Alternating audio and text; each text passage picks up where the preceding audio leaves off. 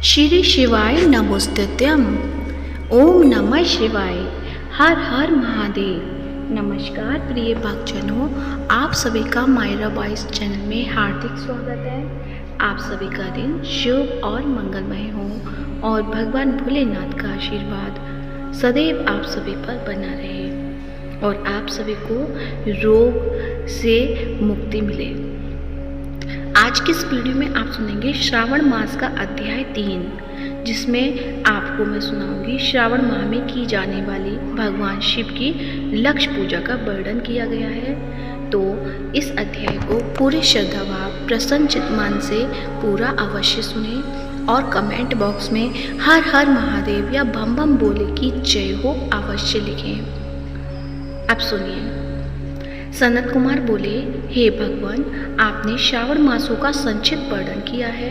हे स्वामिन, इससे हमारी तृप्ति नहीं हो रही है, अतः आप कृपा करके विस्तार से वर्णन करें, जिसे सुनकर हे सुरेश्वर मैं कृतकृत्य हो जाऊंगा। ईश्वर बोले, हे योगेश, जो बुद्धिमान नक्त व्रत के द्वारा श्रावण मास को व्यतीत करता है वह 12 महीने में नक्त व्रत करने के फल का भागी होता है।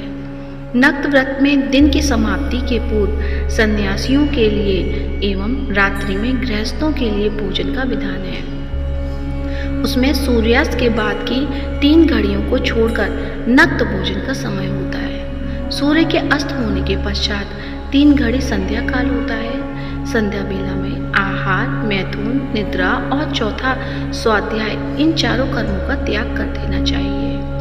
गृहस्थ और यति के भेद से उनकी व्यवस्था के विषय में मुझसे सुनिए। सूर्य के मंद पड़ जाने पर जब अपनी छाया अपने शरीर से दुगनी हो जाए, उस समय के भोजन को यति के लिए नक्त भोजन कहा गया है। रात्रि भोजन उनके लिए नक्त भोजन नहीं होता है। तारों के दृष्टिगत होने पर विद्वानों ने गृहस्थ के लिए नक्त कहा है। यति के लिए दिन के 8वें भाग के शेष रहने पर भोजन का विधान है। उसके लिए रात्रि में भोजन का निषेध किया गया है। गृहस्थ को चाहिए कि वह विधि पूर्वक रात्रि में नक्त भोजन करे और यति, विधवा तथा विधुर व्यक्ति सूर्य के रहते नक्त व्रत करे। विधुर व्यक्ति यदि पुत्रवान हो तब उसे भी रात्रि में ही नक्त व्रत करना चाहिए। अनाश्रमी हो अथवा आश्रमी हो अथवा पत्नी रहित हो अथवा पुत्रवान हो, उन्हें रात्रि में नक्त व्रत करना चाहिए। इस प्रकार बुद्धिमान मनुष्य को अपने अधिकार के अनुसार नक्त व्रत करना चाहिए। इस मास में नक्त व्रत करने वाला व्यक्ति परम गति प्राप्त करता है। मैं प्रातःकाल स्नान करूंगा, ब्रह्मचर्य व्रत का पालन करूंगा, नक्त भोजन करूंगा, पृथ्वी पर सोऊंगा और प्राणियों पर दया करूंगा। हे देव, इस व्रत को प्रारंभ करने पर यदि मैं मर जाऊं तो हे जगतपते, आपकी कृपा से मेरा व्रत पूर्ण हो। ऐसा संकल्प करके बुद्धिमान व्यक्ति को श्रावण मास में प्रतिदिन नक्त व्रत करना चाहिए। इस प्रकार नक्त व्रत करने वाला मुझे अत्यंत प्रिय होता है। ब्राह्मण के द्वारा अथवा स्वयं ही अतिरुद्ध, महारुद्ध अथवा रुद्र मंत्र से महीने भर प्रतिदिन अभिषेक करना चाहिए। हे वत्स, मैं उस व्यक्ति पर प्रसन्न हो जाता हूँ क्योंकि मैं जल धारा से अत्यंत प्रीति रखने वाला हूँ। अथवा रुद्र मंत्र के द्वारा मेरे लिए अत्यंत प्रीतिकर होम प्रतिदिन करना चाहिए। अपने लिए जो भी भोज्य पदार्थ अथवा सुखोपयोग भोग की वस्तु अति प्रिय हो, संकल्प करके उन्हें श्रेष्ठ ब्राह्मण को प्रदान करके स्वयं महीने भर उन पदार्थों का त्याग करना चाहिए। हे मुने, अब इसके बाद उत्तम लक्ष्य पूजा विधि को सुनिए। लक्ष्मी चाहने वाले अथवा शांति की इच्छा वाले मनुष्य को लक्ष्य बिल पत्रों या लक्ष्य दुर्वा दलों से शिव की पूजा करनी चाहिए। आयु की कामना करने वाले को चंपा के लक्ष्य पुष्पों तथा विद्या चाहने वाले व्यक्ति को मल्लिका या चमेली के लक्ष्य पुष्पों से श्री हरि की पूजा करनी चाहिए। शिव तथा विष्णु की प्रसन्नता तुलसी के दलों से सिद्ध होती है। पुत्र की कामना करने वाले को कटेरी के दलों से शिव तथा विष्णु का पूजन करना चाहिए। बुरे स्वप्न की शांति के लिए धान्य से पूजन करना प्रशस्त होता है। देव के समक्ष निर्मित किए गए रंग बल्ले आदि से विभिन्न रंगों से रचित पद्म, स्वस्तिक और चक्र आदि से प्रभु की पूजा करनी चाहिए। इस प्रकार सभी मनोरथों की सिद्धि के लिए सभी प्रकार के पुष्पों से यदि मनुष्य लक्ष्य पूजा करे तो शिव जी प्रसन्न होंगे। तत्पश्चात उद्यापन करना चाहिए, मंडप निर्माण करना चाहिए और मंडप के त्रिभाग परिमाण में वेदिका बनानी चाहिए। तदंतर पुण्य वाचन करके आचार्य का वर्ण करना चाहिए और उस मंडप में प्रविष्ट होकर गीत तथा बाद के शब्दों और तीव्र वेद ध्वनि से रात्रि में जागरण करना चाहिए। वेदिका के ऊपर उत्तम लिंगोत्भद्र बनाना चाहिए और उसके बीच में चावलों से सुंदर कैलाश का निर्माण करना चाहिए। उसके ऊपर तांबे का अत्यंत चमकीला तथा पंच पल्लव युक्त कलश स्थापित करना चाहिए और उसे रेशमी वस्त्र से बेदिष्ट करना चाहिए। उसके ऊपर पार्वती पति शिव की सुवर्णमय प्रतिमा स्थापित करनी चाहिए। तत्पश्चात पंचामृत पूर्वक धूप दीप तथा नैवेद्य से उस प्रतिमा की पूजा करनी चाहिए और गीत वाद नृत्य तथा वेद शास्त्र तथा पुराणों के पाठ के द्वारा रात्रि में जागरण करना चाहिए। इसके बाद प्रातःकाल भली भांति स्नान करके पवित्र हो जाना चाहिए और अपनी शाखा में निर्दिष्ट विधान के अनुसार वेदिका निर्माण करना चाहिए। तत्पश्चात मूल मंत्र से या गायत्री मंत्र से या शिव के सहस्त्र नामों के द्वारा तिल तथा घृत मिश्रित खीर से होम करना चाहिए अथवा जिस मंत्र से पूजा की गई है उसी से होम करके पूर्णाहुति डालनी चाहिए। इसके बाद वस्त्र अलंकार तथा भूषणों से भली भांति आचार्य का पूजन करना चाहिए। तत्पश्चात अन्य ब्राह्मणों का पूजन करना चाहिए और उन्हें दक्षिणा देनी चाहिए। जिस जिस वस्तु से उमापति शिव की लक्ष्मी पूजा की हो उसका दान करना चाहिए। स्वर्णमयी मूर्ति बनाकर शिव की पूजा करनी चाहिए। यदि दीप कर्म किया हो तो उस दीपक का दान करना चाहिए। चांदी का दीपक और स्वर्ण की वर्तिका अर्थात बत्ती बनाकर उसे गोघृत से भरकर सभी कामनाओं और अर्थ की सिद्धि के लिए उसका दान करना चाहिए। इसके बाद प्रभु से क्षमा प्रार्थना करनी चाहिए और अंत में 100 ब्राह्मणों को भोजन कराना चाहिए। हे मुने, जो व्यक्ति इस प्रकार पूजा करता है मैं उस पर प्रसन्न हो जाता हूँ। उसमें भी जो श्रावण मास में पूजा करता है उसका अनंत फल मिलता है। यदि अपने लिए अत्यंत प्रिय कोई वस्तु मुझे अर्पण करने के विचार से इस माह में कोई त्यागता है तो अब उसका फल सुनिए। इस लोक में तथा परलोक में उसकी प्राप्ति लाख गुना अधिक होती है। सकाम करने से अभिलाषी सिद्धि होती है और निष्काम करने से परम गति मिलती है। इस मास में रुद्राभिषेक करने वाला व्यक्ति उसके पाठ की अक्षर संख्या से एक एक अक्षर के लिए करोड़ करोड़ वर्षों तक रुद्र लोक में प्रतिष्ठा प्राप्त करता है। पंचामृत का अभिषेक करने से मनुष्य अमृतत्व प्राप्त करता है। इस मास में मनुष्य भूमि पर शयन करता है, उसका फल भी मुझसे सुनिए। हे दुष्श्रेष्ठ, वह मनुष्य 9 प्रकार के रत्नों से जुड़ी हुई सुंदर वस्त्र से आच्छादित, बिछे हुए कोमल गद्दों से सुशोभित, देश तकियों से युक्त, रम्य स्त्रियों से विभूषित, रत्न निर्मित दीपों से मंडित तथा अत्यंत मृदु और गरुड़ाकार प्रवाल मणि निर्मित अथवा हाथी दांत की बनी हुई अथवा चंदन की बनी हुई उत्तम तथा शुभ शैया प्राप्त करता है। इस मास में ब्रह्मचर्य का पालन करने से वीर्य की दृढ़ पुष्टि होती है। ओज, बल, शरीर की दृढ़ता और जो भी धन के विषय में उपकारक होते हैं वह सब उसे प्राप्त हो जाता है। निष्काम ब्रह्मचर्य वृत्ति को साक्षात ब्रह्म प्राप्ति होती है और सकाम को स्वर्ग तथा सुंदर देवांगनाओं की प्राप्ति होती है। इस मास में दिन रात अथवा केवल दिन में अथवा भोजन के समय मौन व्रत धारण करने वाले की महान वाग्ता हो जाता है। व्रत के अंत में घंटा और पुस्तक का दान करना चाहिए। मौन व्रत के महात्म्य से मनुष्य सभी शास्त्रों में कुशल तथा वेद वेदांग में पारंगत हो जाता है तथा बुद्धि में बृहस्पति के समान हो जाता है।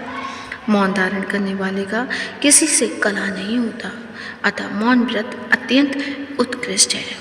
इसी प्रकार श्री स्कंद पुराण के अंतर्गत ईश्वर सनत कुमार संवाद में श्रावण मास महात्म में नक्त व्रत, लक्ष्य पूजा, भूमि शयन, मौनादि व्रत कथन नामक तीसरा अध्याय पूर्ण हुआ।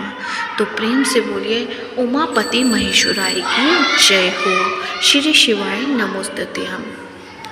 तो आइए अब सुनते हैं सावन के महीने में प्रतिदिन सुना जाने वाला श्री शिव चालीसा। तो प्रेम से बोलिए शंकर भगवान की जय हो। श्री गणेश गिरजा सुवन मंगल मूल सुजान, कहत अयोध्या दास तुम देहु अभय वरदान। जय गिरिजापति दीन दयाला, सदा करत संतन प्रतिपाला। भाल चंद्रमा सोहत नीके, कानन कुंडल नाग फनी के। अंग गौर शिर गंग बहाए, मुंड माल तन झार लगाए। वस्त्र खाल बागंबर सोहे, छवि को देख नाग मुनि मोहे। मैना मातु की है दुलारी, बाम अंग सोहत छवि न्यारी।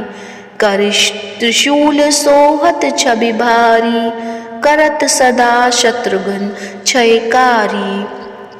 नंदी गणेश सोहित है कैसे, सागर मध्य कमल हैं जैसे। कार्तिक श्याम और गणनाऊं, या छवि को कही जात न काऊं। देवन जब ही चाहे पुकारा, तब ही दुख प्रभु आप निवारा।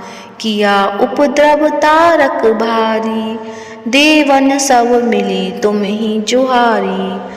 तुरत षडानन आप पठायूं, लवनी नेश महामारी गिरायूं। आप जलंधर असुर सहारा, सुयस तुम्हार विदित संसारा।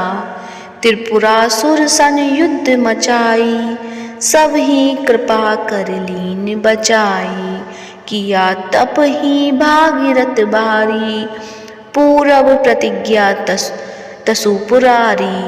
दानिन मह तुम सम को नाही, सेवक स्तुति करत सदाही। वेद नाम महिमा तब गाई, अगत अनादि वेद नहीं पाई। प्रकट उदधि बंधन में ज्वाला, जरासुरासुर भय हो बिरहाला। कीन दया तह करी सहाई, नीलकंठ तव नाम कहाई। पूजन रामचंद्र जब कीना, जीत के लंक विभीषण दीना।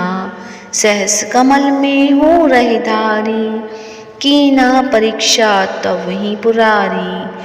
एक कमल प्रभु राख्यूं जोई, कमल नयन पूजन चह सोई।